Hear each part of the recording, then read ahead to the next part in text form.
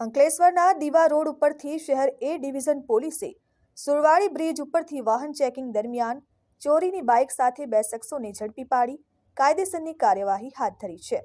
મળતી માહિતી અનુસાર અંકલેશ્વરની રાધે રેસિડેન્સી સોસાયટીમાં રહેતા જિગ્નેશભાઈ પટેલ ગત તારીખ 4 ડિસેમ્બરના રોજ પોતાની બાઇક લઈને ભરૂચી નાકા પાસે આવેલ રમણ મૂળજીની વાડી ખાતે ગયા હતા અને ત્યાં બાઇક પાર્ક કરી હતી, જે દરમિયાન તેઓની બાઇકની ચોરી થઈ હતી અને તેઓએ શહેર એ ડિવિઝન પોલીસ મથકમાં બાઇકની ચોરી અંગે ફરિયાદ નોંધાવતા પોલીસે 25,000ની કિંમતની બાઇકની ચોરીનો ગુનો નોંધી તપાસ હાથ ધરી હતી।